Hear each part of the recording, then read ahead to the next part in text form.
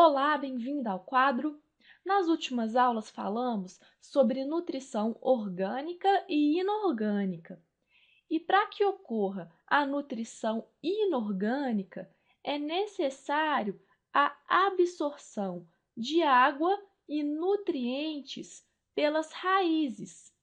Então, na aula de hoje, nós vamos ver como ocorre este processo de absorção. Aqui eu já estou desenhando uma raiz no solo. E como nós já vimos também, este processo de absorção ocorre principalmente na zona pilífera da raiz, que é aquela zona que tem os pelos.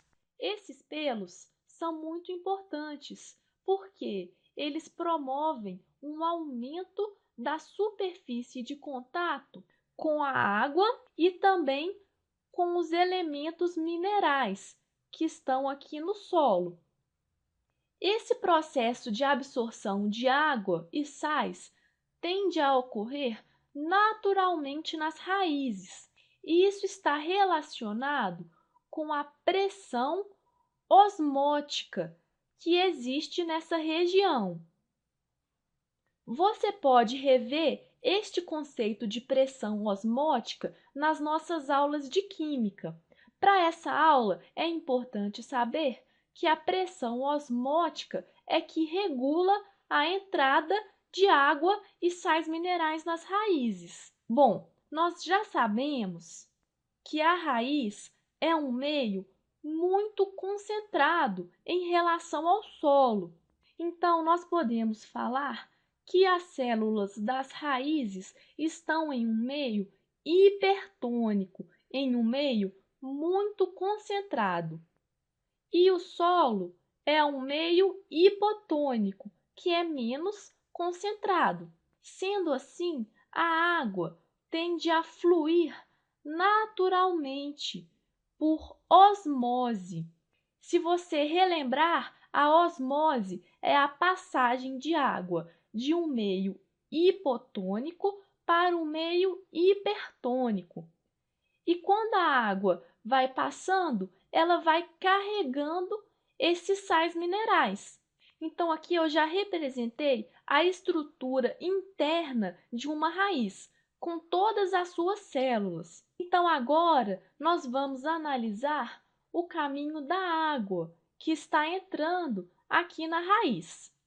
Primeiro, a água atravessa a epiderme, que é esta camada mais externa, e vai entrando até chegar à região mais central, onde está o cilindro vascular. E este caminho da água pode acontecer por duas maneiras. A água pode ir passando por entre as células, em um espaço que nós chamamos de apoplasto. Então, quando a água não entra no citoplasma das células, nós falamos que este deslocamento é pelo apoplasto. Porém, a água também pode entrar na célula e atravessar o citoplasma das células epidérmicas e das células corticais. Quando isso ocorre, nós falamos que este deslocamento é pelo simplasto. Então, existem essas duas possibilidades de deslocamento da água. Quando a água se desloca pelo apoplasto, ela é barrada pelas células da endoderme. Se você relembrar a nossa aula de histologia da raiz, vai ver que a endoderme é uma camada de células muito importante, porque esta camada é impermeável pela deposição de suberina. Então, neste ponto aqui, a água e os sais minerais são obrigados a atravessar as células endodérmicas e passar por entre o citoplasma. E a endoderme é uma camada muito importante porque ela também impede o retorno de água e sais minerais que já entraram no cilindro vascular. Então, nós já temos aqui que a água e os sais minerais chegaram ao cilindro vascular, tanto pelo simplasto como pelo apoplasto. E no interior do cilindro vascular, a água passa para o interior dos elementos do xilema. A água irá compor a seiva inorgânica, que antigamente era chamada de seiva bruta. Mas além da água, nós também temos os sais minerais. Os sais minerais já estão aqui no cilindro vascular. E aí uma célula muito especial que existe aqui no cilindro vascular irá auxiliar a transferência desses sais minerais para os elementos do xilema.